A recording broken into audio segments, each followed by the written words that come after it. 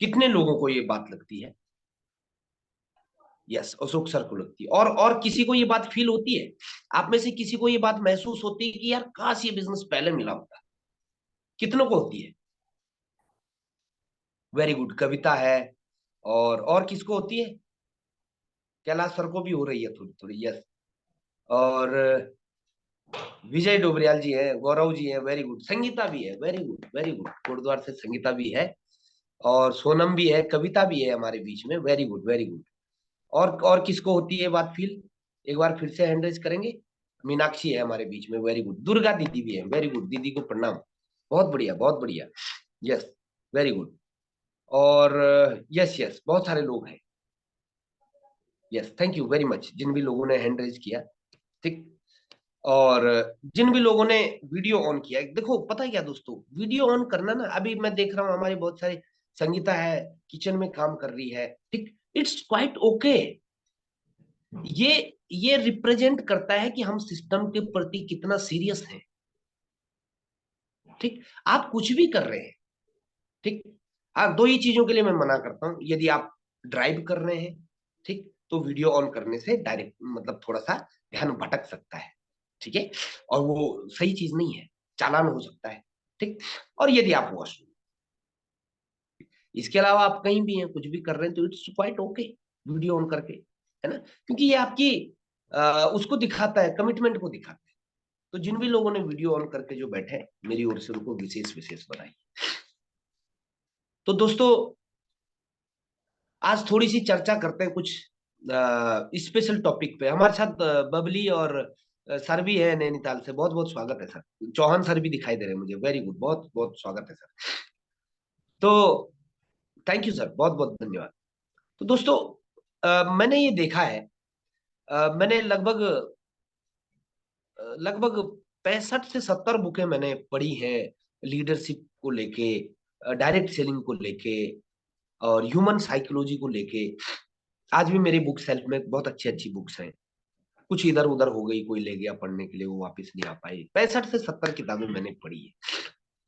और बहुत सारे वीडियोस, लगभग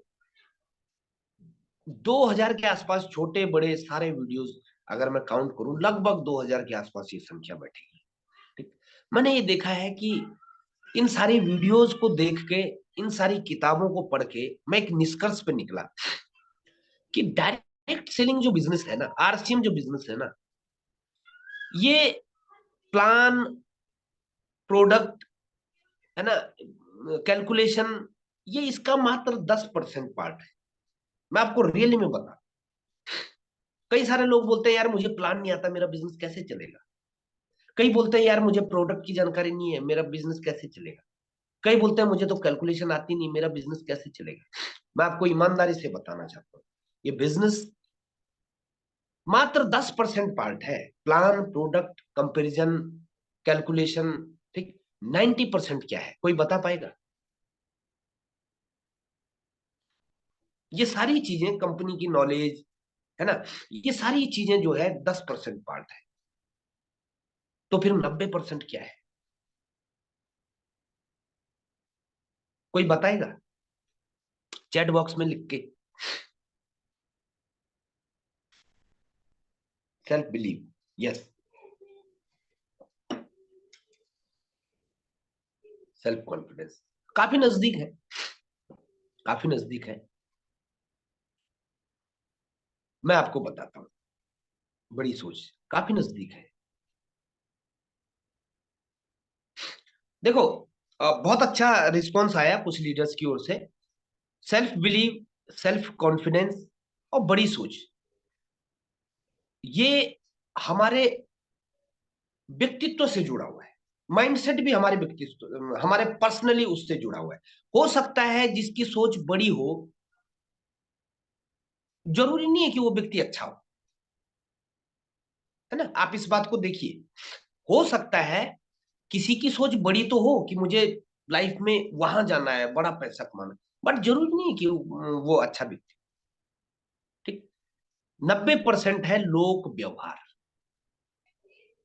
लोक व्यवहार, आपका लोगों के साथ कैसा कनेक्शन है, अब इस बात को कंपेयर करिए, जैसे अभी माइंडसेट की बात आ रही है, मेरा माइंडसेट है, मेरे को पूरी नॉलेज है सिस्टम की, ठीक, मैं कंपनी के बारे में जानता हूँ, मैं प्रोडक्ट के बारे में जानता हूँ, मैं प्लान को बहुत अच्छे से डिस्क्राइब करता हूँ, ऐसा प्लान दिखाऊंगा कि कोई मना ही नहीं कर पाएगा, ठीक। बावजूद इसके मेरा लोक व्यवहार बहुत मैटर करता है, कि जब लोग मेरे से मिलते हैं तो उनको कैसा फील होता है। हाँ, लीडरशिप भी इसके काफी नजदीक है। सरल सी भाषा में एक शब्द मैंने आपको दे दिया, लोक व्यवहार।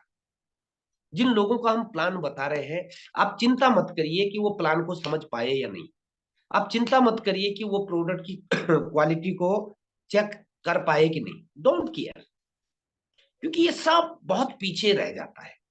मैं आपको ईमानदारी से बता रहा हूं, मेरी अपनी खुद की टीम में ऐसे लोग हैं जिन्होंने केवल और केवल लोक व्यवहार के दम पे, उनको प्लान नहीं आता, मैं ईमानदारी से बता रहा हूं, रॉयल्टी पहुंच गए, उनको रॉयल्टी की कैलकुलेशन नहीं आती, ठीक। 45-50 हजार का चेक ले रहे हैं, उनको ये पता नहीं है कि ये कैसे आता है, ठीक।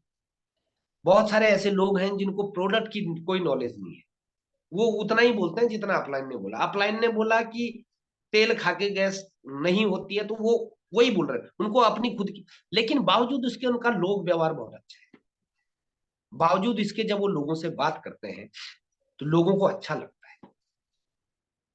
तो दोस्तों, ये बहुत बड़ा पार्ट है, बहुत बड़ा सीक्रेट है इस बिजनेस का। मैंने देखा है बहुत सारी डायरेक्ट सेलिंग कंपनियों के लीडर्स को मैं जानता हूं, मेरे मित्र हैं, उनका एक ही फोकस रहता है, पैसा, प्लान, कौन सी कंपनी अच्छी है, हमारी कंपनी में देखिए चमक दमक, इतनी कारें, इतना ये इतना ये। दोस्तों, ये सब फीका है। इससे हम किसी व्यक्ति को लालच तो दे सकते हैं अपने साथ आने के लिए, ठीक, लेकिन क्या इतना काफी है? क्या किसी व्यक्ति की ज्वाइनिंग करवाना ही बिजनेस में काफी है? क्या उससे हमारा बड़ा नेटवर्क खड़ा हो जाता है? क्या उससे हमारा टर्नओवर बढ़ना शुरू हो जाता है? नहीं। मेरी अपनी ही टीम में ऐसे भी लोग हैं जिनके साथ 300-300 लोग जुड़े हुए हैं, 300 लोग, वीकर लेग पे, छोटी लेग पे, ठीक। मैं नाम किसी का नहीं ले रहा, क्यों? क्योंकि मेरा मकसद किसी व्यक्ति विशेष को नीचा दिखाना नहीं है, मेरा मकसद है चीजों को समझना उदाहरण के जरिए, ठीक। 300 लोग वीकर लेग पे, छोटी लेग पे, जिनको जिसको आप बी ग्रुप बोलते हैं, ठीक। बिजनेस आता है 20,000 25,000, ठीक। ये मामला लोक व्यवहार का जुड़ा हुआ है। मैं गारंटी देता हूं आपको, अगर मान लो कोई भी अपलाइन आपको ये बोल दे कि लो, तुम्हारे लिए 500 लोग हैं, अब फ्रेश आईडी है, 500 फ्रेश आईडी है, लो। यदि आपका लोक व्यवहार अच्छा नहीं हुआ, ठीक, आप 6 महीने बाद उन 500 लोगों को गालियां दे रहे हो कि इनमें से एक कमीना काम का नहीं निकला, ठीक। और यदि आपका लोक व्यवहार अच्छा हुआ ना, ठीक, भाई साहब, आपको 5 लोग मिल जाए ना, आप उन पांचों को हीरा बना सकते हैं, ठीक। अब हम क्यों डाउनलाइन के साथ इस बात पे उलझते हैं कि यार ये काम नहीं कर रहा? मैं आपको एक इसका प्रैक्टिकल फैक्ट बता दूं। ऐसा हम इसलिए सोचते हैं, हमें लगता है कि यार सामने वाले में कुछ कमी है, ठीक, लेकिन हम अपनी कमियों को चेक नहीं कर पा रहे होते हैं।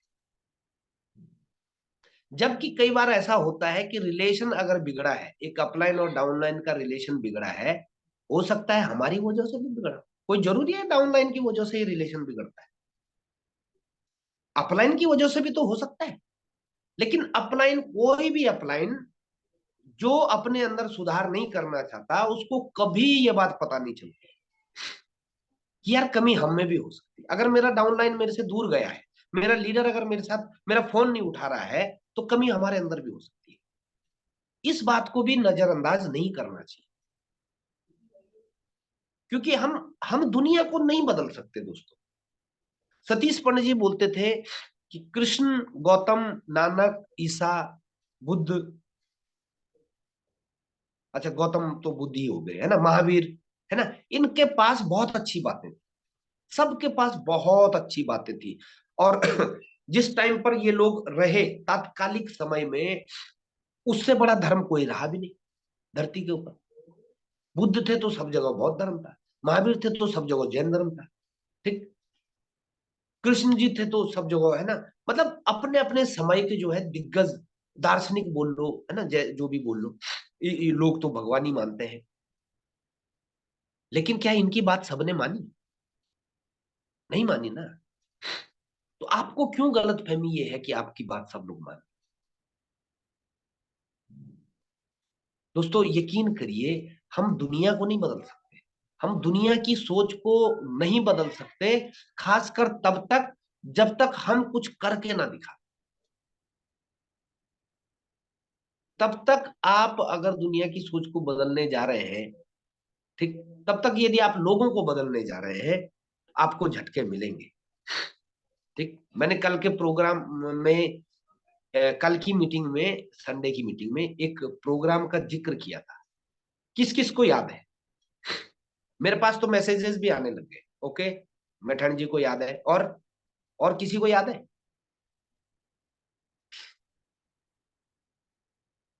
अब देखो, जिनको याद नहीं है, अशोक जी को याद है, यस।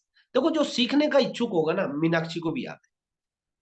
जिनको याद नहीं है, उन्होंने एक चीज मिस कर दी, क्योंकि मैं ये लिंक देने ही उनको वाला हूं। ये प्रोग्राम ओपन रहेगा ही नहीं, क्योंकि बहुत क्वालिटी की चीज मिलने वाली है। ठीक, उस चीज का नाम मैं हिंट दे देता हूँ। आप ये ना सोचो कि यार कोई ये हवा हवाई बात हुई। उस चीज का नाम है कि how to control your emotions. क्योंकि जब आप एक लीडर बनते हैं, जब आप एक एक पब्लिक ना, आपके साथ कुछ लोग काम करने लग जाते हैं, आपके पास एक जिम्मेदारी आ जाती है, ये एक रिस्पॉन्सिबिलिटी है दोस्तों। ठीक है, कि कुछ लोग हमारे ऊपर ट्रस्ट करके हमारे साथ बिजनेस में आते हैं, ये एक रिस्पॉन्सिबिलिटी है, ये कोई ऐसी मजाक वाली बात नहीं है। ठीक, तो वहां पर हमें बड़ी जिम्मेदारी के साथ लोगों को साथ लेकर चलना होता है। कठिन काम नहीं है, लेकिन कठिन केवल एक चीज होती है, जब हम अपने अंदर बदलाव लेकर। क्योंकि कभी कभी डाउनलाइन परेशान करेगी, करेगी, ठीक, स्वभाव है। कभी कभी अपलाइन परेशान करेगी, कभी कभी क्रॉस लाइन परेशान करेगी, कभी कभी घर वाले परेशान करेंगे, कभी कभी पेरेंट्स परेशान करेंगे, कभी कभी सास ससुर परेशान कर सकते हैं। परेशान मतलब मेंटली आपको ये लगने लग जाए कि यार छोड़ो यार, क्या रखा है फिर इस बिजनेस में, जब लफड़े होने हैं। ये आपके साथ होगा, निश्चित तौर पर है कि ये आपके साथ होगा। ऐसे में आप कैसा रिएक्ट करेंगे, ये बहुत मैटर करता है, बहुत मैटर करता है। मैं आपको एक कमाल की जानकारी देता हूं। मैंने अभी हाल ही में कुछ दिन पहले एक वीडियो देखा। आप चाहेंगे तो वो वीडियो भी मैं आपको भेज दूंगा, क्योंकि मैंने हमेशा आपको बोला है कि जो भी मैं आपके साथ बात शेयर करता हूं, ठीक, ये मेरी अपनी नहीं होती, ये मैं खोजता हूं बड़े बड़े लीडर्स से। ठीक, इसलिए मेरे को वो बात याद भी रहती है कि किसने बोला। ठीक, मेरे पास अपना एक सेल्फ है, डिजिटल सेल्फ मैं उसको बोलता हूँ। उस सेल्फ में मेरे पास तमाम काम के वीडियोस, तमाम ट्रेनिंग्स के वीडियोस, तमाम मोटिवेशनल की चीजें उस डिजिटल सेल्फ में मैंने रखी हुई हैं, कब काम आ जाए। ठीक, और मेरे को आज भी लीडर पूछते हैं कि भैया, मतलब बहुत सीनियर लीडर भी पूछते हैं कि भाई, एक नए व्यक्ति को वीडियो भेजना था, कौन सा वीडियो भेजे, है ना। एक बिगिनर स्टार्टर लेवल का कोई व्यक्ति पूछ रहा है, इट्स ओके। लेकिन अगर सीनियर लेवल का भी लीडर अगर ये पूछेगा, तो थोड़ी सी समस्या हो जाती है। तो दोस्तों, इमोशनल बैलेंस जो है ना, इमोशंस का जो बैलेंस है ना, ये बहुत मस्त है। ये केवल बिजनेस में काम नहीं आता, ये आपको लाइफ में भी काम आता है। क्योंकि इमोशंस का डिसबैलेंस तो हर जगह से हो सकता है। आपकी रिलेशनशिप में इमोशन का डिसबैलेंस हो सकता है, आपके बिजनेस में, आपकी जॉब में, आपकी फ्रेंड्स में, है ना, पेरेंट्स के साथ, बच्चों के साथ इमोशनल डिसबैलेंस का मामला हो सकता है। ठीक, हाउ टू ओवरकम, इससे बाहर कैसे निकले, ये है वो प्रोग्राम। लेकिन ये प्रोग्राम उन्हीं लोगों को मिलेगा, ये सबके लिए ओपन नहीं रहेगा। एक जानकारी जो मैं आपको देना चाह रहा था वो ये है कि एक बार एक कॉन्फ्रेंस थी वर्ल्ड लेवल की, लंदन के अंदर। ये सही बात है, सच्ची घटना है। और उस कॉन्फ्रेंस में ऐसे ऐसे लोग आए थे जो किसी कंपनी को ऑपरेट कर रहे हैं, सीईओ है उसके या मैनेजिंग डायरेक्टर हैं, वो ऑपरेट कर रहे हैं उसको, है ना। और 500 करोड़, 1000 करोड़, 2000 करोड़, 5000 करोड़, 10,000 करोड़ की कंपनी को वो लोग ऑपरेट कर रहे हैं। जैसे सुंदर पिचई है जो गूगल को ऑपरेट करते हैं, है ना, भारतीय मूल के, है ना। आपने सुना है सुंदर पिचई का नाम? सुना है कि कुछ कुछ लोगों ने सुना होगा, है ना। भारतीय मूल के हैं। और गूगल, गूगल को आज कौन नहीं जानता, है ना। तो गूगल के सीईओ है वो सुंदर पिचई। अब भारत के एक बहुत अच्छे स्वामी जी, क्या नाम है उनका, उन्होंने ये प्रसंग अपने वीडियो में बोला है। तो उन्होंने बोला कि यार, मैंने जब उन लोगों से पूछा कि यार, आप लोगों का जब इंटरव्यू होता है, ठीक भाई, आप किसी कंपनी को ज्वाइन कर रहे हैं तो आपका इंटरव्यू होगा, है ना। तो आप लोगों का जब इंटरव्यू होता है तो आपको क्या पूछते हैं? अब आप सोचो, मान लो जैसे गूगल के सीईओ हैं सुंदर पिचई, ठीक, 300 करोड़ रुपया सालाना इनकम है उस बंदे की। 300 करोड़ रुपया सालाना इनकम सुंदर पिचई की, नौकरी से, भाई साहब। गूगल का सीईओ है भाई, नौकरी है उसकी, ठीक। तो आप सोचो, कोई बंदा 300 करोड़ रुपया साल का कमा रहा हो और उसने उस नौकरी के लिए आवेदन किया हो, तो उसका इंटरव्यू भी तो हुआ होगा। 10,000 की नौकरी के लिए इंटरव्यू होता है, तो 300 करोड़ की नौकरी के लिए इंटरव्यू नहीं होगा? आपको क्या लग रहा है? हुआ होगा, ठीक। तो स्वामी जी पूछते हैं कि जब मैंने उन लोगों से पूछा कि आपको पूछते क्या इंटरव्यू में? अब गूगल का सीईओ जो है सुंदर पिचाई, मान लो वो कल की डेट में माइक्रोसॉफ्ट में चले जाते हैं, जॉब शिफ्ट कर लेते हैं। यस, गूगल के सीईओ है सुंदर पिचाई, है ना। जॉब शिफ्ट करते हैं, तो आप सोचो, मतलब उस आदमी का एक्सपीरियंस के बारे में कुछ पूछना पड़ेगा कि इससे पहले आपने कहाँ काम किया? वो तो ऑलरेडी जो है वर्ल्ड के शीर्ष उसमें है। तो स्वामी जी पूछते हैं कि यार, जब मैंने उनसे पूछा कि आप लोगों को पूछते क्या है, एकेडमिक्स भी नहीं पूछते होंगे कि आपकी हाई स्कूल में कितनी मार्क्स आई, है ना भाई। जो गूगल का सीईओ है उसको क्या पूछा जाएगा? जो है ना, माइक्रोसॉफ्ट में काम कर रहा है, अमेजन में टॉप उस पे काम कर रहा है, उसको क्या पूछा जाएगा एकेडमिक्स? तो उन लोगों ने बोला, जवाब दिया कि नहीं, हमें ये सब नहीं पूछा जाता। जब हमारा इंटरव्यू होता है तो हमें ये सब नहीं पूछा जाता। हमें केवल एक चीज पूछी जाती है कि आप जिस कंपनी को ज्वाइन करना चाह रहे हैं, जिस कंपनी में जॉब करना चाह रहे हैं, ये वर्ल्ड की सबसे बेस्ट कंपनी है अपने अपने फील्ड की, है ना। और बहुत अच्छी चल रही है, ठीक। लेकिन आप हमें बताइए कि यदि कंपनी के साथ कुछ चैलेंज आ गया, ठीक, वो कुछ काल्पनिक इमेजेस है ना, कि इस तरह का अगर कुछ चैलेंज आ गया, तो आप उसको कैसे डील करेंगे? अभी अच्छी चल रही है, अभी तो कुछ करने की जरूरत ही नहीं है, एक सिस्टम बना हुआ है, ठीक। लेकिन जरूरत कब है? जिसको 300 करोड़ रुपया दिया जा रहा है जिस बंदे को, उसकी जरूरत पता कब है? जब चैलेंज आ गया, जब विपरीत परिस्थितियां आ गई, उस समय को हैंडल करने के लिए ही उस बंदे को साल का 300 करोड़ रुपया मिलता है। बात पकड़ में आ रही होगी? विपरीत परिस्थितियों में हम अपनी लाइफ में किस तरीके से हैंडल करते हैं चीजों को, इससे आपकी क्वालिटी निर्धारित होती है। सही परिस्थितियों में तो कोई भी कर लेगा, लहरों के साथ साथ तो कोई भी तैर लेगा, लहरों के साथ साथ तो मुर्दे भी तैर जाते हैं। आप एक मुर्दे को जो है गंगा में डालो, वो बह के जो है गंगा सागर तक पहुंच जाएगा। लेकिन जो असली तैराक होते हैं वो धारा के विपरीत तैरते हैं, और यहीं पर लोग मात खा जाते हैं। अपलाइन ने कुछ बोल दिया, डाउनलाइन ने कुछ बोल दिया, है ना। रिलेशनशिप में कोई प्रॉब्लम हो गई, है ना, बच्चों ने कुछ बोल दिया, पेरेंट्स ने कुछ बोले, यहीं पर लोग मात खा जाते हैं। क्यों? विपरीत परिस्थितियों में झेल सीखा ही नहीं, how to overcome, how to handle it.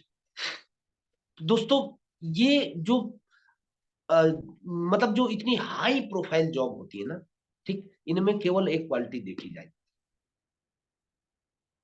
कि how you handle the tough situation in your life. यहाँ पर ये नहीं देखा जाता हाई स्कूल में कितने नंबर हैं, इंटर में कितने नंबर हैं, ठीक है। यहाँ पर ये नहीं देखा जाता आपको इंग्लिश बोलनी आती है नहीं आती है, ये डजेंट मैटर।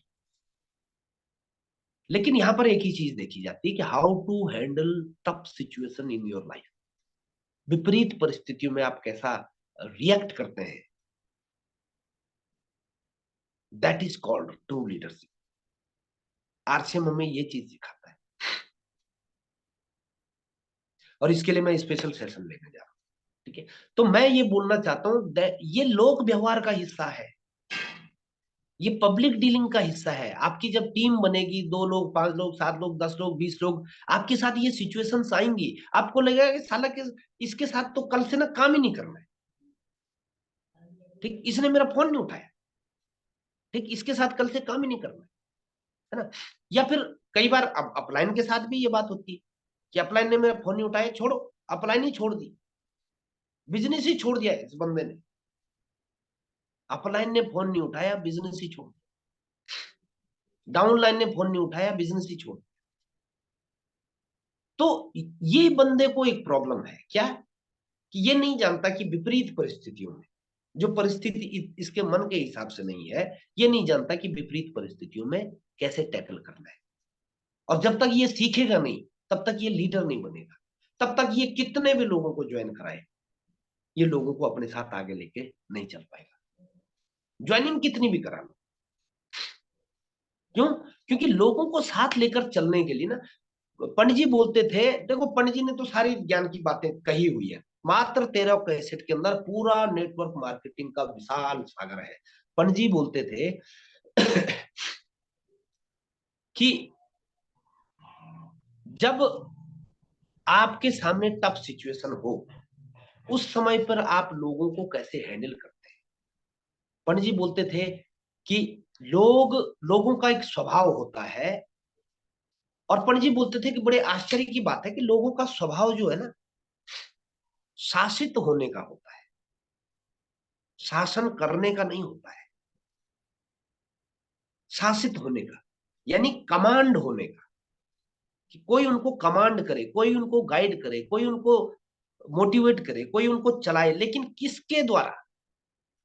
लोगों का स्वभाव होता है कमांड होने का, लेकिन किसके द्वारा? उसके द्वारा जो उनसे अच्छा लीडर साबित होता है, जिनको देख के उनको लगता है कि हाँ, इस आदमी के साथ हम चल सकते हैं। तो अपने को वो लीडर बनना है जहां पर हमारी टीम हमको ये सोच सके कि यस, इसके साथ चलना है। अगर आपकी टीम को ये फील हुआ ना कि यार इसके साथ काम करना पड़ेगा, शुरू शुरू में ऐसा हो सकता है, लेकिन इसको आप नेगेटिवली मत लो। ठीक, अपने अंदर इंप्रूव करो। इसीलिए तो मैं बोल रहा हूं कि सेल्फ लर्निंग बहुत बड़ा जादू है, सीखना बहुत बड़ा जादू है दोस्तों। सीखने से जब एक हाथी रस्सी पर चल सकता है, सर्कस में आपने देखा होगा, सीखने से जब जंगल के राजा को, शेर को जो है आग के गोले से गुजारा जा सकता है, ठीक, तो क्या सीखने से जो है कामयाबी की सोच नहीं बनाई जा सकती? लेकिन सीखना भी कैसा, सही सही सीखना। वो जाना दिल्ली है और गलत बस में बैठ गए, बद्रीनाथ पहुंच गए, तो वो मामला नहीं चलेगा।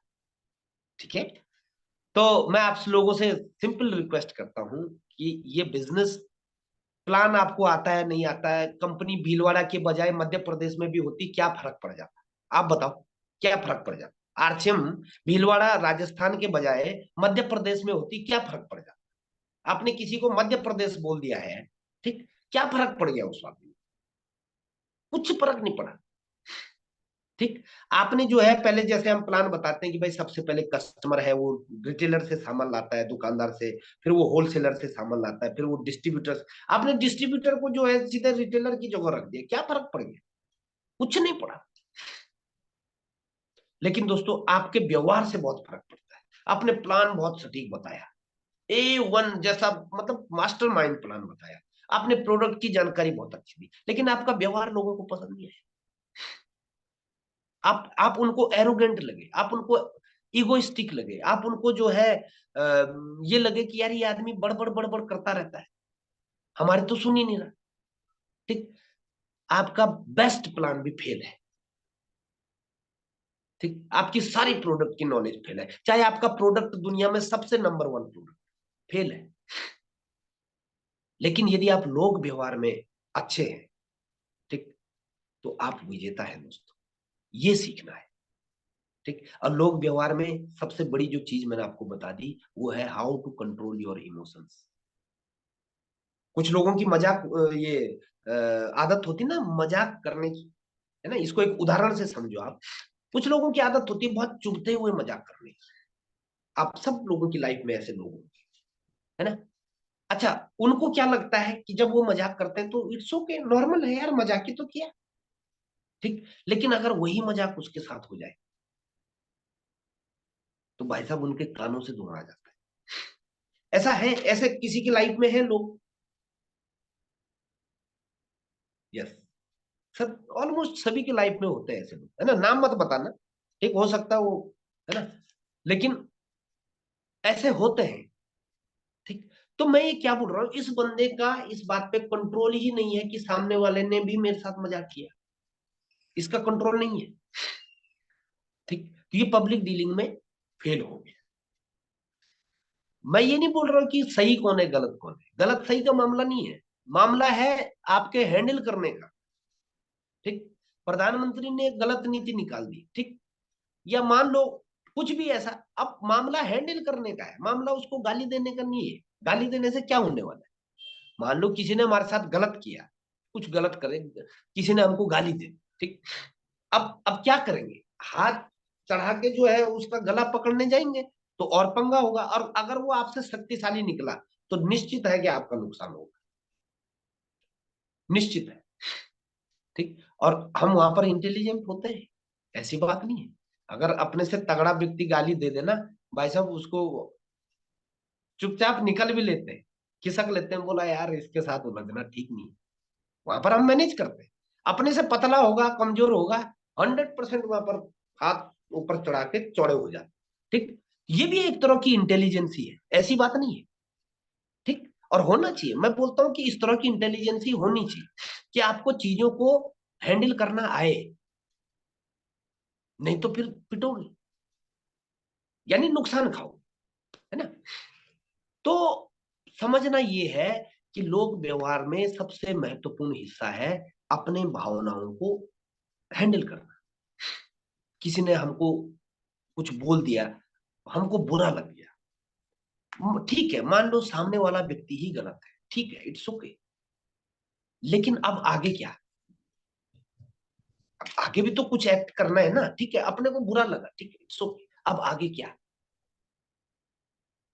तो ये बहुत सारी चीजें हैं ऐसी कि जिनको यदि हम समझेंगे तो हम लोक व्यवहार में बेहतर होते जाएंगे, और जिसका लोक व्यवहार जितना बेहतर उसकी टीम उतनी बेहतर, ठीक। जिसकी टीम जितनी बेहतर उसकी सक्सेस उतनी बेहतर, ठीक। जिसकी सक्सेस जितनी बेहतर उसका मान सम्मान पैसा, है ना। तो यानी एंड रिजल्ट अगर हमें चाहिए तो हमें जड़ों पे काम करना, एंड रिजल्ट सबको चाहिए, है ना। आरसीएम बिजनेस में जो है emerald, Ruby, star, emerald, diamond सब बनना चाहिए, आप भी बनना चाहते हैं, मैं भी बनना चाहता हूं, लेकिन बीज कैसा है? बीज कैसा है? क्योंकि पेड़ पे फल वही आएगा जो बीज बोया जाएगा। बोए पेड़ बबूल का आम कहां से हुए? बीज कैसा है? इस बीज को इंप्रूव करिए, अपने आप आपका फल बेहतर होता जाए। तो ये बहुत इंपॉर्टेंट चीज है, एक स्पेशल बुक है इसके लिए। और अब तो डिजिटल की ताकत देखो, वो बुक भी ऑडियो बुक में आ गई है। मैठानी सर, आपने कुकू एफएम को यूज किया है ना? कुकू एफएम यूज किया है? एक बार माइक ऑन करिए। सर किया है सर। ओके ओके, तो कुकू एफएम में सारी ऑडियो बुक्स मिल जाती है? बस सर मिल जाती है। अच्छा अच्छा, तो अभी आपके पास है वो कुकू एफएम है? अशोक सर ने भी यूज किया है? Ashok sir please mike on करना। सर मैं इसकी ना पीडीएफ भी फाइल मिल जाती है बुक की, वो मैं अरेंज करवा दूँ। ओके, देखो दोस्तों, हमारे लीडर आपके लिए कितना कुछ कर रहे हैं, ठीक। अशोक सर लोक व्यवहार नाम की जो बुक है, जिसने लोगों को ये चीजें सिखाई हैं, how to handle your emotions, है ना, और लोगों के साथ क्या व्यवहार करना है, ठीक है, बहुत महत्वपूर्ण है। आप अपने नॉलेज से मत देखिए, आप अपने चश्मे से मत देखिए, आपका ओपिनियन अगर इतना सही होता तो आज से पहले भी लाइफ में बहुत बड़ी अचीवमेंट्स होती, अगर नहीं है तो समझ लो कहीं ना कहीं ओपिनियन में गड़बड़ है, नजरिए में गड़बड़ है, ठीक। और वो गड़बड़ पता चलेगी लोक व्यवहार बुक को पढ़ के, अपनी कमियां हमारे अंदर कहाँ कहाँ है ना। अशोक सर उसका पीडीएफ फाइल उपलब्ध करा देंगे, और मैठाणी सर यदि आपके पास कुकू एफएम है तो उसको वहां से ऑडियो बुक्स में, है ना, ताकि आप कान पे लगा के रोटी बनाते बनाते भी लोग व्यवहार सीख सकते हैं। ये डिजिटल की ताकत है। ओके, दूसरी चीज थोड़ी सी जो मैं आपके साथ डिस्कस करना चाहता हूँ वो ये है कि देखिए, जब आप काम करते हैं तो आप कुछ लोगों से आरसीएम की चर्चा करते हैं। हाँ, यूट्यूब में भी है, आप यूट्यूब से भी सुन सकते हैं, डेफिनेटली लोक व्यवहार यूट्यूब में भी है ना। डेल कार्नेगी वाला है ना, वो लेखक के ऊपर भी डिपेंड करता है। डेल कार्नेगी लोक व्यवहार आप लिखेंगे तो वहां पर आ जाएगी।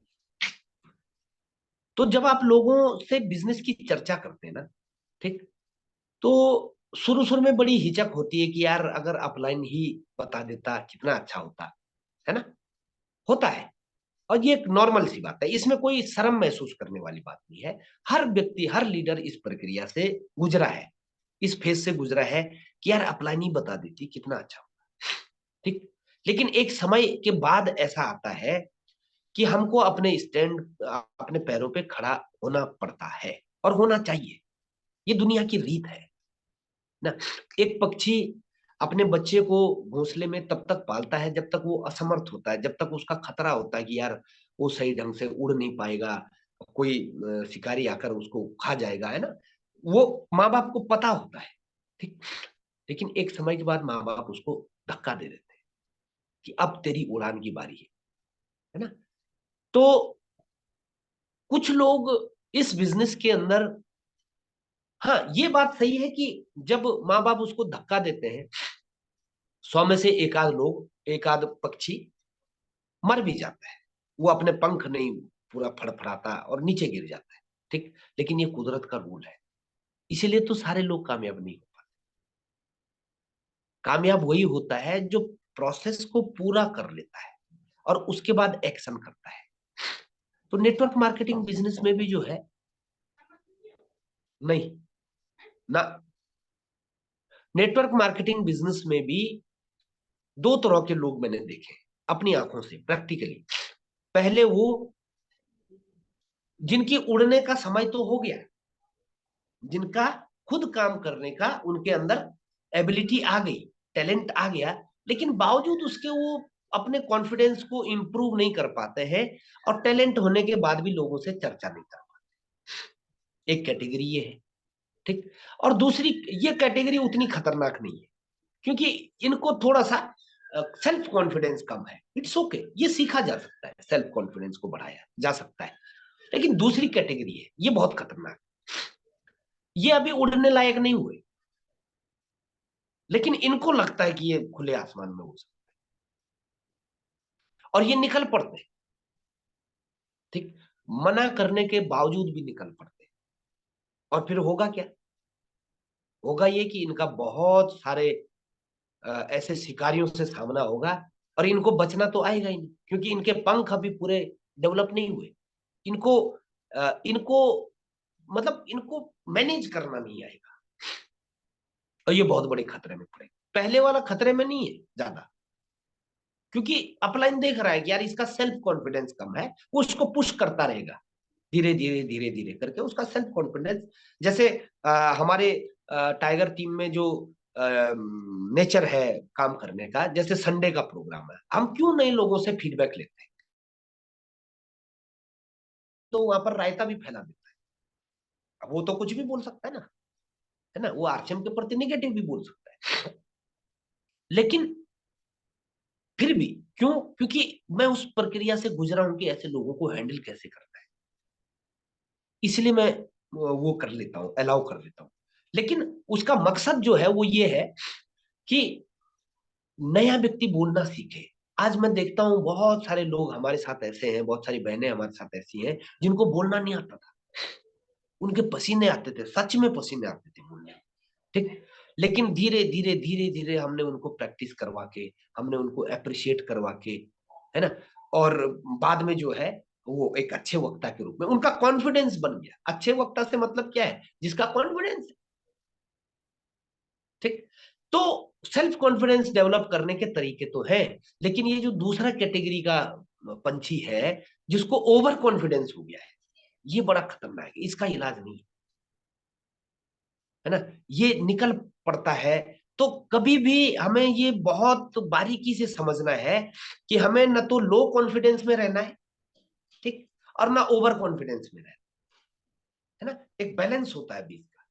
ठीक। कैसे पता लगेगा? अपलाइन बताएगी ना। आप क्यों चिंता करते हैं कहां से पता लगेगा? यहाँ पर अपलाइन नाम की जो वस्तु है इस बिजनेस के अंदर, वो किस काम आएगी, बताएगी। ठीक है। तो ये चीज एक समझनी है। दूसरा पॉइंट ये समझना है कि जब हम किसी नए व्यक्ति से बात करते हैं तो आप एक माध्यम है, आप एक पुल है। आप मतलब मैं भी हूं उसमें, मेरी भाषा है वो आप वाली। आप ये मत सोचना कि मैं अलग ही हूं, मैं भी हूं। जिन जो गलतियां आपने की वो गलतियां मैंने भी करी हैं, बल्कि मैंने तो आपसे ज्यादा करी है ना। क्योंकि अब मैं उन गलतियों को नहीं दोहराना चाहता ना आपसे, इसलिए मैं उन गलतियों के बारे में जिक्र करता हूँ। और मैंने देखा है हमारी टीम में बहुत सारे ऐसे स्मार्ट लीडर हैं जिन्होंने उस बात को तुरंत समझा और दो दो तीन तीन साल में जो है बहुत बड़ी अचीवमेंट तक पहुंच गए। ठीक। तो मैंने तो मतलब सर फोड़ फोड़ के पता नहीं कितने घाव हो रखे हैं। ठीक है। तब सीखा है कि आपको जरूरी है सर फोड़ना। आप थोड़ा सा एक्सपीरियंस सुन लोगे तो आप ही का फायदा है। हाँ, इसके बावजूद भी अगर आपको सर फोड़ने की खुजली है कि सर फोड़ के ही सीखेंगे, तो बिल्कुल स्वागत है ना। तो आप और मैं, यानी हम एक माध्यम है, हम एक पुल है सिस्टम और उस नए व्यक्ति के बीच। हम एक पुल है, हम सिस्टम नहीं है। अगर हम लोगों को केवल अपने से कनेक्ट कर लेंगे, मैं लिख कर गारंटी दे सकता हूं लोग कभी डेवलप होते ही नहीं, कभी नहीं हो सकते। क्यों? क्योंकि जो टैलेंट आपके पास है ना, ठीक, अगर मैंने आपको एक वीडियो के बारे में बताया, बहुत अच्छी बात आपको लगी होगी कि हाँ इमोशनल बैलेंस होना चाहिए, और वास्तव में ये बात फैक्ट है कि भाई इतने बड़ी कंपनी के सीईओ का इंटरव्यू कैसा होता होगा, ठीक, क्या पूछा जाता होगा, है ना। आज आपको ये चीज पता लगी हुई। लेकिन साथ में मैंने ये भी बताया कि किस वीडियो में है, वो वीडियो मैं आपको भेज सकता हूँ। मैंने क्या किया, मैंने मैंने खुद को एक एक मीडिएटर बनाया है। ठीक। क्यों बनाया है? उसका एक बहुत बड़ा साइंस है। अगर मैं आपको ये भी तो बोल सकता कि देखो मैं आपको खुद की एक नई चीज बताता हूँ, आपको क्या पता मैंने कहा सुना। भाई मैं उसको अपनी बताकर भी तो पेश कर सकता था। ठीक। लेकिन ये चीज गलत हो जाएगी।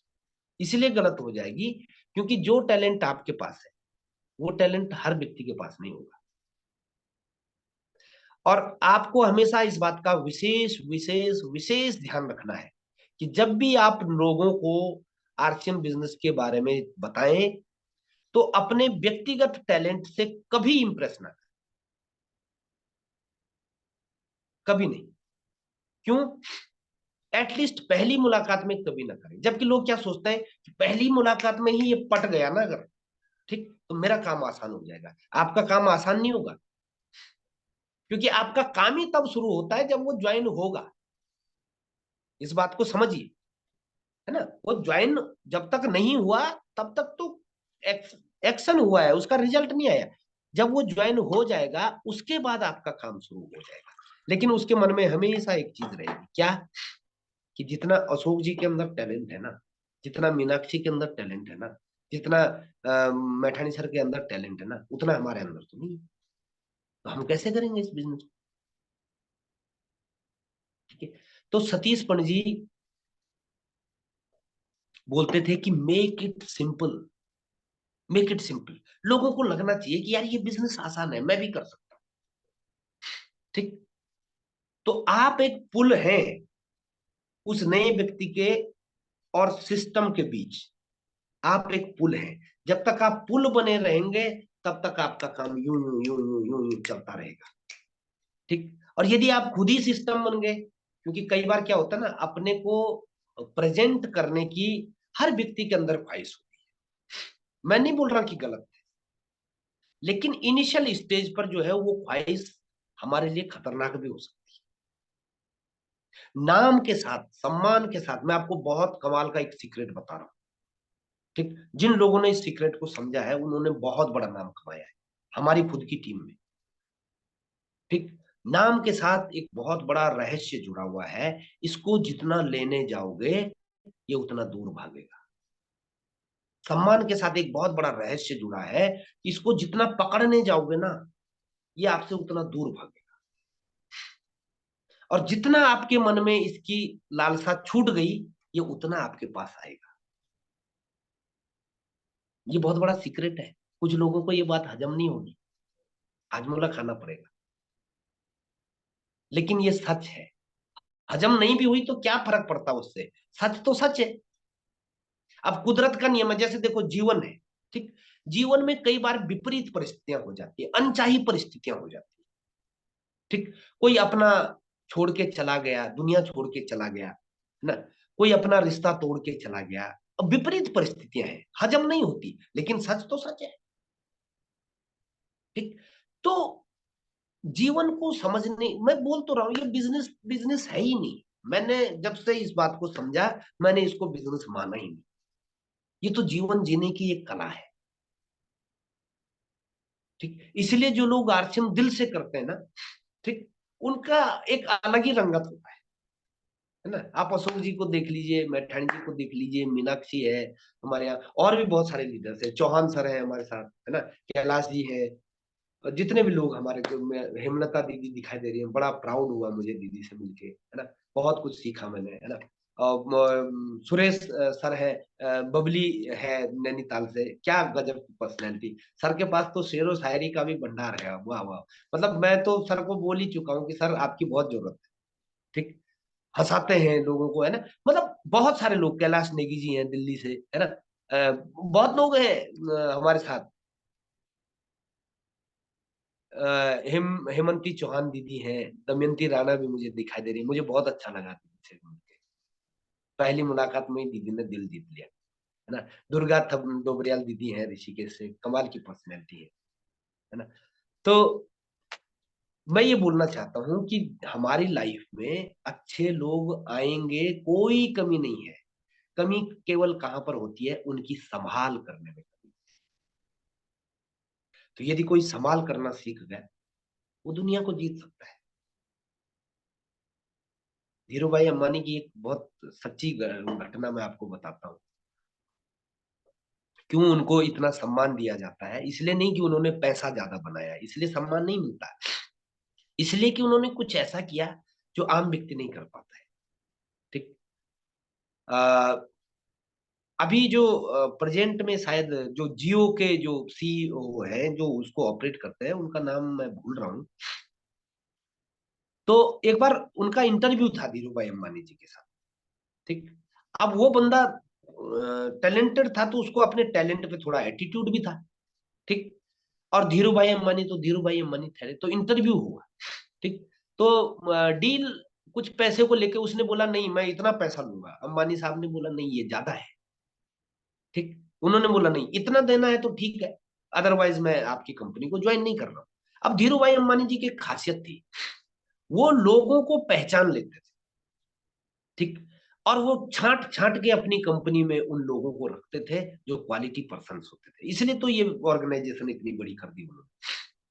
अब बात बनी नहीं, आकाश अंबानी, आकाश, आई थिंक अशोक जी मैं कंफर्म नहीं हूं, शायद नाम वही हो, आकाश अंबानी, बिल्कुल। तो अब ये बंदा, चलो आकाश अंबानी अशोक सर ने लिखा है, हो सकता है कि सही हो, तो आकाश जो है इंटरव्यू छोड़ के जाने लग गया क्योंकि डील फाइनल नहीं हुई, है ना। अब वहां बार्गेनिंग तो होती नहीं है इतने बड़े, है ना, उस पे तो डील फाइनल नहीं हुई, और वो बंदा जाने लग गया। जो ही वो कमरे का गेट खोल के बाहर जा रहा था तो अंबानी साहब ने पीछे से आवाज दी, बोला वैसे आकाश तुम्हारे पिताजी की तबीयत अब कैसी है, ठीक। और आकाश इतना भौचक्का रह गया कि यार इनको कैसे पता कि मेरे पिताजी की तबीयत, है ना। मतलब उसने तुरंत वहां पर, उसने कोई सैलरी डिमांड नहीं की, बोला सर आई एम इन, मैं आपके साथ ज्वाइन, क्योंकि धीरूभाई अंबानी जी की खासियत थी कि वो अपनी टीम के या अपने से जुड़ने वाले हर व्यक्ति की जानकारी रखते थे। ये खासियत थी। वो आंकड़ों के मास्टर नहीं थे। वो बोलते थे मुझे कुछ नहीं आता, आपको आता है ना, ठीक, आइए ना मेरे साथ हाथ मिलाइए, मैं आपको पैसा दूंगा, ठीक। और उन्होंने इतने क्वालिटी पीपल से जो है अपनी ऑर्गेनाइजेशन खड़ी कर दी। दोस्तों, आप और मैं ना एक मीडिएटर हैं लोगों के बीच। हमारा लोक व्यवहार जितना बेहतर होगा ना, ठीक, हम लोग क्या करते हैं कई बार अपने को फ्रंट पे रखने की जिद में लोगों को सिस्टम से डिस्कनेक्ट कर देते हैं। ये बिजनेस अपने को फ्रंट पे रखने का नहीं है। मैंने बोला ना, सम्मान के साथ सबसे बड़ा चैलेंज ये है, इसको जितना लेने जाएंगे ये उतना दूर भागेगा। अब छोड़ दो सम्मान की लालसा, ये पीछे पीछे आएगा, लेकिन लालसा करके देखो, मिलेगा ही नहीं, मिल ही नहीं सकता, क्योंकि कुदरत का रूल ही नहीं है ऐसा। तो पुल का काम कैसे करना है कि जब आप एक नए व्यक्ति को इस सिस्टम की जानकारी देते हैं, आप चाहते हैं कि अपलाइन आपकी हेल्प करे, तो आपको उस अपलाइन के बारे में उस नए व्यक्ति से चर्चा करनी चाहिए कि भाई ये मेरी अपलाइन है, मैं इनके साथ सीख रहा हूँ, सीख रही हूँ, जो भी है, ठीक। और इस व्यक्ति के अंदर मुझे ये क्वालिटी नजर आती है, इस व्यक्ति का ट्रैक मतलब जो भी है, ठीक है। आप मैठाणी जी के बारे में उनको बताइए, आप अशोक जी के बारे में उनको बताइए, आप कैलाश धर्मसत्तू जी के बारे में बताइए, आप कैलाश नेगी जी के बारे में बताइए, अनामिका भंडारी के बारे में बताइए, जो भी आपकी अपलायंस, ठीक है, जो भी आपकी अपलायंस है ना, अशोक जी के बारे में बताइए, मीनाक्षी के बारे में बताइए, है ना, स्क्रीन पे इतने ही लोग दिख रहे हैं मुझे, जो भी है। तो जब आप इस तरीके से काम करेंगे ना, क्योंकि लोग आपकी बात क्यों सुनेंगे, आप सोचो जरा खुद। एक व्यक्ति आके मेरे को ये बोले जिसको मैं नहीं जानता, ठीक, और वो बोले कि भाई साहब मैंने ना आपकी लड़की के लिए ना रिश्ता ढूंढा है, ठीक, बहुत बढ़िया रिश्ता है जी, ठीक, आप मान लेंगे क्या उसकी बात, जिसको आप जानते ही नहीं? सवाल ही पैदा नहीं होता, ठीक। इतनी बड़ी दुनिया है, इतने फ्रॉड होते रहते हैं, ठीक, आप उसकी बात नहीं मानोगे। तो आप भी तो एक अनजान व्यक्ति हैं उस नए व्यक्ति के लिए, या आपका अपलाइन भी तो एक अनजान व्यक्ति है उसके लिए, है ना। मान लो मैठाणी जी के बारे में नया व्यक्ति नहीं जानता, मान लो उदाहरण के लिए मैं ले रहा हूं, जैसे मान लो यहाँ पर अशोक जी हैं, ठीक। अब अशोक जी को मैं इसलिए ले रहा हूँ क्योंकि एक लीडर थोड़ा सा इन चीजों को झेल सकता है, नया व्यक्ति कई बार नाराज भी हो जाता है। तो मान लो अशोक जी हैं, ठीक। अब अशोक जी ने प्लान देना है हेमलता दीदी को, मान लो, ठीक। और अशोक जी ने उनको बोला हेमलता दीदी ये मेरी अपलाइन है, इनसे बात करना, तो हेमलता दीदी क्यों करेगी उनसे बात, ठीक। या मान लो अशोक जी ने अपलाइन को सीधे नंबर पकड़ा दिया कि मैठाणी साहब ये हेमलता दीदी हैं, जरा आप इनसे बात करें, ठीक। अब मैठाणी साहब ने तो फर्ज समझ के कर लिया, मान उदाहरण दे रहा हूं, कोई भी इसको व्यक्तिगत तौर पे ना ले, ठीक है, सीखने की चीज है। तो अब मान लो मैठाणी जी ने हेमलता दीदी को फोन कर दिया, ठीक, और दीदी ने उठा भी लिया, लेकिन क्या दीदी उनसे कनेक्ट हो पाएगी, क्योंकि दीदी तो उनको जानती नहीं। अब मैठाणी जी बोल रहे दीदी इसमें ऐसा फायदा, दीदी इसमें वैसा फायदा, ठीक, दीदी को कुछ समझ में नहीं आएगा, क्यों, कनेक्टिविटी तो बनी नहीं। अब वो कनेक्टिविटी, वो पुल का काम किसने करना था, अशोक जी ने करना था, ठीक। ये बहुत बड़ा सीक्रेट है इस बिजनेस में। तो हम जब पुल का काम कर लेंगे ना, अशोक जी को क्या करना चाहिए था ये भी मैं बता देता हूँ, ठीक। अशोक जी को करना ये चाहिए था कि यार हेमलता दीदी के अंदर क्वालिटी तो है, अगर दीदी मेरे साथ इस बिजनेस में आ जाती हैं तो कमाल हो जाएगा, हम दोनों मिलके बड़ा काम कर सकते हैं, क्यों, दीदी मेरी मौसी की लड़की है, मतलब जो भी है ना, रिलेशन में हो सकती है, दोस्ती यारी में हो सकती है।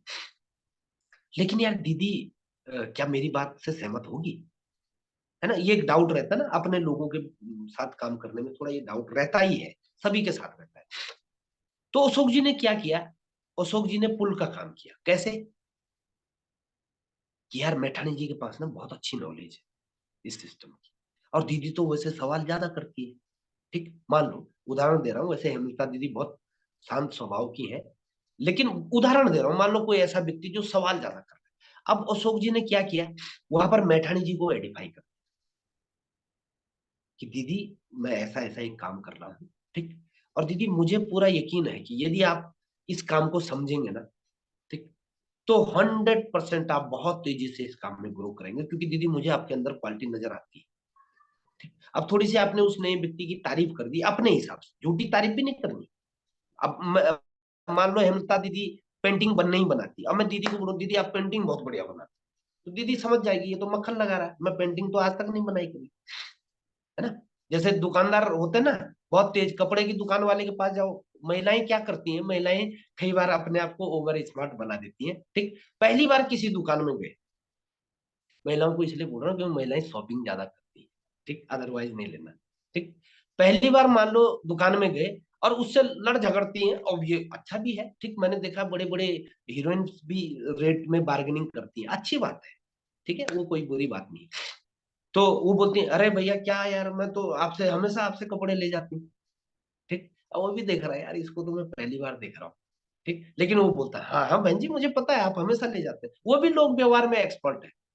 ठीक, अगर वो आपको वहां पर मना कर देंगे ना कि बहन जी कैसी बात कर दी, मैं तो आपको पहली बार देख रहा हूँ, तो आपकी बेइज्जती हो जाएगी, आप दोबारा उस दुकान में जाओगे नहीं। ये लोग व्यवहार है। ठीक है, वो भी बोलता है अरे बहन जी क्या बात कर दी, चलो आपके लिए, औरों के लिए नहीं, आपके लिए जो है आप 50 रुपए कम। ठीक, क्या आदमी चौड़ा होके लेता है उस प्रोडक्ट, है ना। तो मान लो अशोक जी ने दीदी को बोल दिया कि भाई दीदी मुझे लगता है कि भाई आप कर सकते हैं, है ना, आपके अंदर मुझे इसलिए दीदी, लेकिन दीदी मैं आपको ना आप इस सिस्टम की जानकारी देने के लिए एक ऐसे व्यक्ति से मिलवाना चाहता हूँ जिसके साथ मैं इस बिजनेस को सीख रहा हूँ। और दीदी मैठानी सर की क्या बात करें, मैठानी सर जो है बहुत शांत स्वभाव के, जो भी हमें अपनी अपलाइन के अंदर उसकी वो क्वालिटी नजर आती है, ठीक है, उसके बारे में मैंने मान लो अशोक जी ने हेमलता दीदी को बता दिया। ठीक, अब हेमलता दीदी को थोड़ा थोड़ा जो है लगेगा कि यार ऐसे व्यक्ति से जरूर मिलना चाहिए यार, है ना। मान लो अशोक जी ने बोला कि दीदी मैठानी जी की टीम में तो इतनी सारी महिलाओं को उन्होंने, है ना, आत्मनिर्भर बनाया है ना, और वो बिल्कुल तत्पर रहते हैं कि जो लोग आगे बढ़ना चाहते हैं वो उनको हेल्प, है ना, थोड़ा सा इस तरीके से इसको बोलते हैं एडिफिकेशन। ठीक है, ऐसा करके जब, अब अशोक जी ने अपना काम कर दिया, पुल का काम कर दिया, अब जब मैठानी जी का फोन हेमलता दीदी के पास जाएगा तो आप खुद बताइए क्या स्थिति पहले जैसी रहेगी या थोड़ी सी बदल जाएगी? बदल जाएगी ना। दीदी का रिसीव करना फोन का अब एक नए नजरिए से होगा, अरे मैठानी जी का फोन आया है, क्यों, अशोक जी ने उनके बारे में पहले से बताया है। ठीक, और पहली कंडीशन में क्या था, अशोक जी ने बताया नहीं, खाली इतना बताया हमारी अपलाइन का फोन आएगा। ठीक है, आप उनसे सवाल करना है। दोनों स्थितियों में अंतर है, पहली स्थिति में रिजल्ट आने की कोई गारंटी नहीं है, ठीक, लेकिन दूसरी स्थिति में बहुत परसेंटेज लेवल बढ़ जाता है। ठीक है, तो ये चीज समझना बहुत जरूरी है, अधिकतर लोग ये काम नहीं करते। आपको अपने हिस्से का, उस नए व्यक्ति से एक सिरा आपका जुड़ा हुआ ही है, इस बात को आप मानिए। कई बार हम क्या करते हैं, बाईपास करने का प्रयास करते हैं। बोला, एक ने तो मेरे को यहां तक बोला कि ये ये मेरे मामा का लड़का है, ठीक, और आपको इससे बात करनी, मैंने कहा ठीक है, ठीक, तो मैंने कहा आपने कुछ बात की इससे? बोला नहीं नहीं नहीं मेरा नाम मत लेना। ठीक, अरे भाई तेरा नाम नहीं लेना, तो मैंने कहा तू ये बता मैं उसको बोलूंगा क्या कि तेरा नंबर कहाँ से मिला? अब बोल भी रहा, बोलना, बोल देना बल्कि किसी दोस्त ने दिया, ठीक है, मैंने कहा ये भी बोल दूंगा किसी दोस्त ने दिया, लेकिन अगर वो जुड़ने के लिए तैयार हो गया तो किसके साथ जोड़ू? बोला नहीं नहीं तब तो मेरे साथ जोड़ना पड़ेगा। अरे भाई जोड़ना तेरे साथ पड़ेगा, तू अपने को बीच में लाना ही नहीं चाहता तो हाउ ये पॉसिबल? ठीक, कल के डेट में क्या उसको पता नहीं लगेगा कि ये इनका मास्टर प्लान था, है ना। तो ये गलतियां नहीं करनी है। ठीक है, एक सिरा हमसे जुड़ा हुआ होता है नई व्यक्ति का। ठीक, हम उस सिरे को अगर अपलाइन तक पकड़ाना चाहते हैं तो सबसे पहले हमें उस एक सिरे को खुद पकड़ना पड़ेगा, दूसरा सिरा अपलाइन खुद पकड़ लेगा। ये मैं आपको सीक्रेट दे रहा हूं। ठीक, और जिस लीडर ने इस सीक्रेट पे काम किया, अपने हिस्से का क्या काम है, अरे आप करो ना बात लोगों से, असफलता ही तो मिलेगी ना। ठीक, लेकिन मुझे बताइए कि असफलता से ज्यादा सीखा जाता है या सफलता से ज्यादा सीखा जाता है? आप लोग बताइए, आप लोग बताइए, इंसान अपनी जीवन में असफलता से ज्यादा सीखता है या सफलता से ज्यादा सीखता है? मैं प्रैक्टिकल भी आपको उदाहरण दूंगा। आई थिंक कितने लोग हैं जो असफलता से ज्यादा सीखने की बात से सहमत है? यस, काफी लोग, है ना। सफलता से सीखा नहीं जाता ज्यादा। सफलता तो हमारे मन में जो है ना, घमंड का जन्म कर देती है। ठीक, सीखा कुछ नहीं जाता। जो व्यक्ति असफल होके कामयाब होता है ना, ठीक, उस व्यक्ति के मन में घमंड कभी नहीं आता। ठीक, और जिसको कामयाबी, कई बार क्या है कि कामयाबी फ्लूक में भी मिल जाती है ना, कई बार इस तरीके से ग्रह नक्षत्र, मतलब ठीक है, फ्लूक में मिल जाती है, जल्दी मिल जाती है, बिना प्रयास के ज्यादा बड़ा मिल जाता है। ठीक, उस व्यक्ति का हमेशा नुकसान हुआ है, क्योंकि वो जो ईगो उसके मन में आ जाती है ना, वो लोगों के दर्द को नहीं समझ पाता। ठीक, और जब लोगों के दर्द को नहीं समझेगा तो लोग उस व्यक्ति के साथ क्यों टिकेंगे? एक समय के बाद लोग उसको छोड़ना शुरू कर देते हैं। ठीक, तो क्या आप ऐसा लीडर बनना चाहते हैं कि आपकी टीम तो बन जाए लेकिन एक समय के बाद आपकी टीम आपको छोड़ना शुरू कर दे? बिल्कुल, मैं तो बोलता हूं कि मत बनाओ 1000 लोगों की टीम, अरे 20 लोगों की टीम बनाओ, लेकिन वो टीम ऐसी हो कि जहां पर वो मतलब दिल से बोले आपके लिए कि यस, अशोक जी मेरी अपलाइन है, यस, मीनाक्षी मेरी अपलाइन है, यस, हेमलता दीदी मेरी अपलाइन है, मैठाणी जी मेरी अपलाइन है। ये भाषा होनी चाहिए, कैलाश जी मेरी अपलाइन है।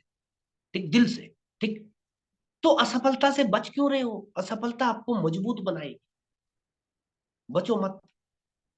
जो बचा है उसका नुकसान हुआ है। मैं खुद की टीम में मेरे बहुत सारे ऐसे लीडर्स जिनको कामयाबी थोड़ा जल्दी मिल गई।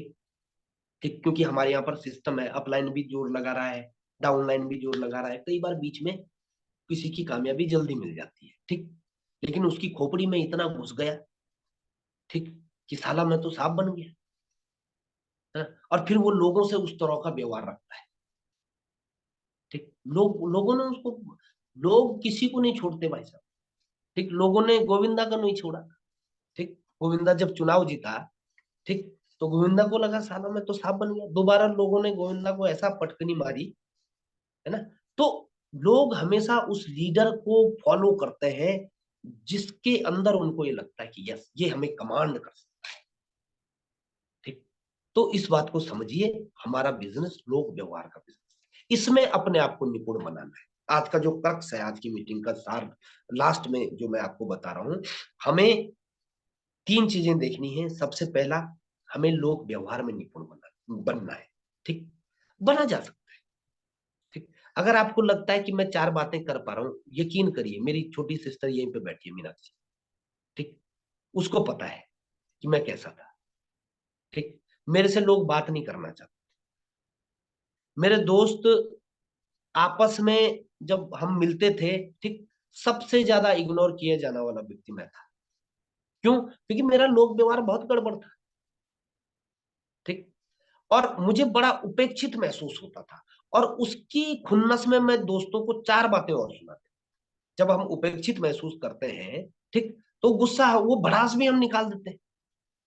ठीक, मैंने देखा कि यार उपेक्षित महसूस मैं क्यों हो रहा हूं? अपनी गलती की वजह से हो रहा हूं ना। ठीक, अपनी कमी की वजह से तो हो रहा हूं, बाकी क्यों नहीं हो रहे?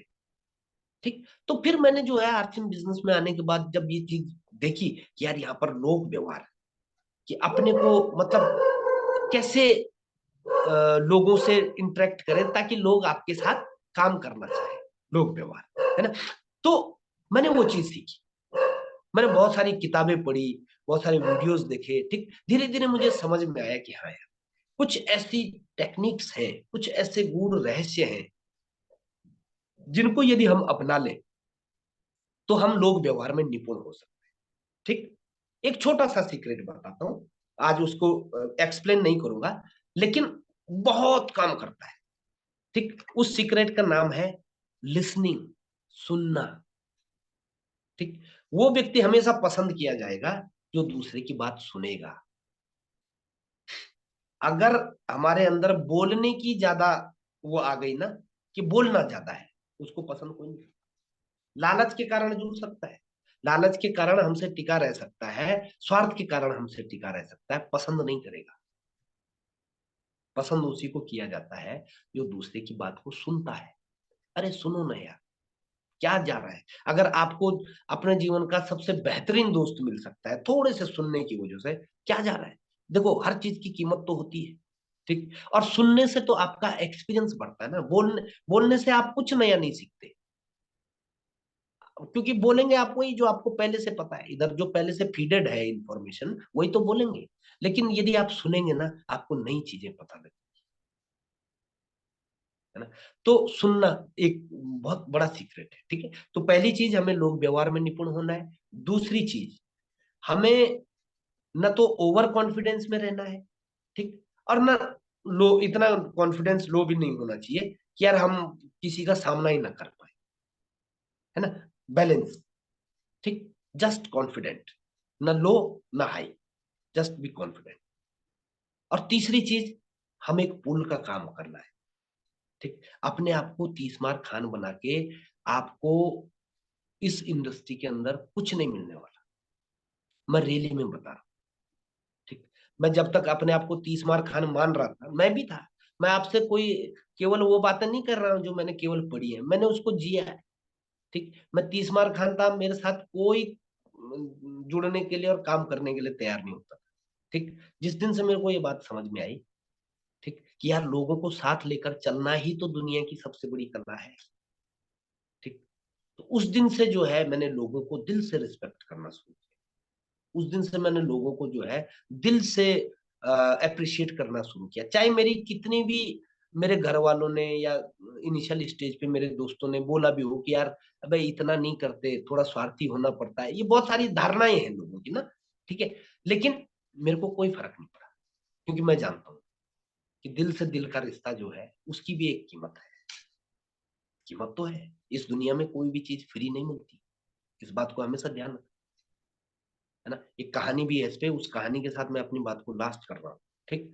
कि कीमत तो चुकानी पड़ेगी, एक अच्छी रिश्ते की भी कीमत चुकानी पड़ती है, एक कामयाबी की भी कीमत चुकानी, हो सकता है वो कीमत पैसे की ना हो, कोई जरूरी थोड़ी नहीं कीमत पैसे की होती है, ठीक। समय की कीमत हो सकती है, इमोशंस की कीमत हो सकती है, कुछ भी हो सकती है, लेकिन कीमत तो चुकानी पड़ेगी। ये कुदरत का नियम है, और नियम से बाहर इस दुनिया के अंदर ना सिकंदर है, ना आप है, ना बाबर है, ना मैं हूं, ना कोई और है, ठीक। कीमत तो चुकानी।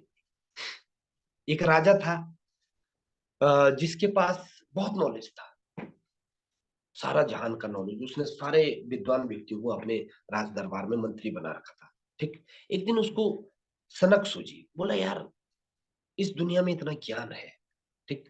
मंत्री साहब, वैसे तो मैंने बहुत कुछ सीख लिया है, लेकिन फिर भी जो बचा हुआ ज्ञान है आप उसको इकट्ठा करिए, ठीक। अब ये तो यार बड़ी अद्भुत बात होगी, ज्ञान इकट्ठा करना, ठीक। अब राजा का हुक्म था तो करना ही पड़ा, ठीक। मंत्रियों ने जो है 2 साल लग गए, पूरी किताबें छान मारी, ठीक है। और उनमें से जो सेलेक्टेड उन्होंने जो है 50-60 किताबें मतलब लिख डाली, ठीक। जो मेन मेन टॉपिक उन्होंने, राजा ने बोला भाई मेरे को फालतू का नहीं चाहिए, मेन मेन। उन्होंने 50-60 किताब, राजा ने बोला नहीं नहीं नहीं, ये तो बहुत ज्यादा है, इसको और कम करो, ठीक। और ये तो और गड़बड़ वाली बात है भाई, पूरे जहान का ज्ञान इकट्ठा करके 50 किताबों में डाल दिया, अब इसमें से और कम क्या करें, ठीक। लेकिन उसमें से भी और कम किया गया, ठीक। मुश्किल से 20 किताबें बनाई गई कि महाराज, अब ये वो है मतलब जिसको कोर बोलते हैं, अर्क बोलते हैं, है ना, उसको भी निचोड़ के, उन 50 को भी निचोड़ के जो है 20 में डाल दिया है। बोला नहीं नहीं नहीं, ये भी ज्यादा है, ठीक, और कम करो, ठीक, एक किताब में डालो इसको, ठीक। अब भाई 20 किताबों का मतलब सारे जहान का ज्ञान एक किताब में कैसे डाल, ठीक। अब राजा था, करना तो पड़ा, उन्होंने जैसे तैसे एक किताब लिखा है। बोला महाराज अब बख्श दो, अब इससे ज्यादा, बोला नहीं नहीं, एक भी ज्यादा ना करिए, ऐसा करो 1 पेज में लिखो। अब सन की राजा के सामने क्या किया जाए, ठीक। लेकिन इस धरती के ऊपर कुछ लोग ऐसे भी हैं जो जवाब देना जानते हैं, ठीक। एक मंत्री ने बोला ठीक है 1 पेज पे मैं लिखूंगा, ठीक। उसने 1 पेज पे लिखा, जब राजा ने जब उसमें पढ़ा, ठीक, तो राजा की आंखें खुली थी, उसने लिखा कि there is no free lunch in this world, इस दुनिया में कोई भी चीज फ्री में नहीं मिलती, ये सबसे बड़ा ज्ञान। तो दोस्तों, वास्तव में यदि हमें एक अच्छा रिश्ता चाहिए, है ना, अपलाइन डाउनलाइन हो सकता है, दोस्ती हो सकती है, रिलेशनशिप हो सकती है, फैमिली में हो सकता है, कीमत तो अदा करनी पड़ेगी। ठीक। और एक कामयाब अपलाइन बनना है, एक अच्छी अपलाइन बनना है, कीमत तो अदा करनी पड़ेगी। इसके अलावा दूसरा कोई रास्ता नहीं है, होता तो मैं जरूर आपको बता। ठीक। तो मैं उम्मीद करता हूं, मैं दिल की बात बता रहा हूं, मैं आप लोगों को ऐसा लीडर देखना ही नहीं चाहता जिसके पास इस बिजनेस से पैसा तो आ गया, ठीक, शोहरत तो आ गई, ठीक, लेकिन लोग पीठ पीछे बुला रहे बेकार आदमी। ठीक। मैं चाहता हूं कि आपके पास लोगों की कमाई हो, लोग बोले यार ये है बंदा, ठीक, इसको कमाना सीख। क्योंकि पता क्या, ये चीज अगर आपके पास आ गई ना, लोगों को कमाना सीख गए ना, ठीक, और राइट डायरेक्शन में अगर आपने एक्शन कर लिया, इस बिजनेस की मजबूरी है, पैसा पीछे पीछे आता है। इस बिजनेस की सबसे अनोखी जो बात है कि इस बिजनेस की मजबूरी है, पैसा पीछे पीछे आता है, आप रोक नहीं पाएंगे। आप एक बार उस तरह का व्यक्तित्व तो बनाइए, है ना, आप एक बार उस तरह का अपने को पर्सनैलिटी बनाइए तो सही, सीखने की ओर ध्यान तो दीजिए। मैं देखता हूँ कुछ लोग मीटिंग में जो है मतलब अगर आप अपनी टीम को मीटिंग में लेके नहीं आ रहे हैं, आप बहुत बड़ी गलती कर रहे हैं। क्यों? क्योंकि आप उनको खुद सिखाने के चक्कर में, ठीक। और मैं आपको ईमानदारी से बताना चाहता हूं कि ये चीज बड़ी गड़बड़ हो जाती है, ये मैंने भी किया है, ठीक। और मैंने देखा कि यार मेहनत करने के बाद भी ना एक सिस्टम डेवलप नहीं हो रहा टीम, गड़बड़ का है। इसलिए मैं अपने गुरुजी का और स्वर्गीय श्री सतीश पंडित जी का दिल से, मतलब दिल की गहराइयों से, मैं अपनी चमड़ी का जूता बनाकर भी इनको पहनाऊंगा ना, कर्ज नहीं उतार सकता। क्योंकि इन्होंने मेरे को वो रहस्य की बातें समझाई है जो समझ ही में नहीं आती थी। ठीक, गड़बड़ का है ये मुझे समझ में आई, भटजी ने मेरे को समझाया कि गड़बड़ का है। और स्वर्गीय श्री सतीश पंडित जी की कैसेट, अब चूंकि वो कैसेट्स है, पंडित जी ने जो बोला वो बोल के चले गए, ठीक, समझ में ही नहीं आता। शुरू शुरू में लगता था यार पंडित जी ने ये बात तो गलत बोल दी, ठीक। मैं आपको एक कैसेट सजेस्ट करता हूँ, योर्स 10%। पंडित जी ने बोला कि इस बिजनेस में आपकी समझ, आपका ओपिनियन, आपका नजरिया इस बिजनेस में 90% नहीं है, ये 10%, 90% है आपकी अपलाइन का नजरिया। मैंने कहा ऐसे कैसे, मतलब हम कुछ नहीं, हम हमारा नजरिया कोई मैटर नहीं करता। मेरे मन में सवाल आया, ठीक, मैंने दोबारा सुना, मैंने कहा यार कहीं गलत तो नहीं सुन लिया। फिर गौर से सुना उस पॉइंट को कि आपका नजरिया, आपकी समझ, आपकी कुव्वत, आपकी जहानत इस बिजनेस में 90% नहीं है, 10%, 90% है आपकी अपलाइन की समझ। खोपड़ी खराब होगी, ठीक। भटजी को पूछा कि सर ये पंडित जी ने ऐसी गलत बात कैसे बोली। भटजी ने बोला नहीं, पंडित जी ने सही बोला है, सही बोला है, मतलब हमारी समझ कोई मैटर नहीं करती। बोला हाँ, हमारी समझ कोई मैटर नहीं करती, ठीक। फिर मैंने भटजी के पास पूछा, मैंने कहा सर ऐसा कैसे। बोला हम, मैंने कहा मैं भी तो अपलाइन हूँ, एज ए अपलाइन मेरी समझ मैटर करती है, और एज ए डाउनलाइन मेरी समझ मैटर नहीं करती। बोला हाँ ऐसा ही है, ठीक। अब सोचो, आप भी सोचो जरा, भाई आप एक अपलाइन भी है, ठीक, और आप एक डाउनलाइन भी है, ठीक। अगर एक अपलाइन के तौर पे देखा जाए तो सिस्टम कहता है कि आपकी समझ 90% मैटर करती है, ठीक। लेकिन अगर एक डाउनलाइन के तौर पे देखा जाए तो सिस्टम कहता है आपकी समझ 10% मैटर करती है। तो विरोधाभास है दोनों चीजों में, इतनी आसानी से ये बात समझ में नहीं आने वाली, और मैं आज आपको समझाने भी नहीं वाला, क्योंकि टाइम भी ओवर हो गया। कुछ लोग बोल रहे होंगे महाराज कब छोड़ेगा ये, है ना। तो आज के लिए बस इतना ही, और उम्मीद करता हूं कि आप एक कामयाब व्यक्ति बने या ना बने जीवन में, बने, मेरी भावना है ऐसी, लेकिन उससे ज्यादा महत्वपूर्ण है आप एक अच्छे इंसान बने। वो चीज आपको ज्यादा संतुष्टि देगी, ठीक है। क्योंकि कामयाबी पर पैसा कमाने के बाद भी अगर संतुष्टि नहीं मिली, ठीक, तो फिर उस पैसे का कोई मोल नहीं, ठीक है? पैसा पीछे पीछे आ जाएगा, पहले अपने बीज को सही करो, पहले अपनी बेस को सही कर दो, क्योंकि बाद में बेस, आपने मंजिल बना दी ऊपर, फिर बेस नहीं सुधार पाओगे, ठीक है। आपकी एक बार टीम बन गई, ठीक, आप इस बिजनेस में eagle, runner, winner, star, royalty पहुंच गए, फिर बेस नहीं सुधार पाओगे। अभी है मौका, ठीक है। हाँ, तो बेस सही बना के काम करेंगे ना, मैं आपको वादा करता हूं, मैं आपके साथ हूं, सिस्टम आपके साथ है, ठीक, हम बहुत बड़ा काम करेंगे, ठीक। तो wish you all the best. मेरा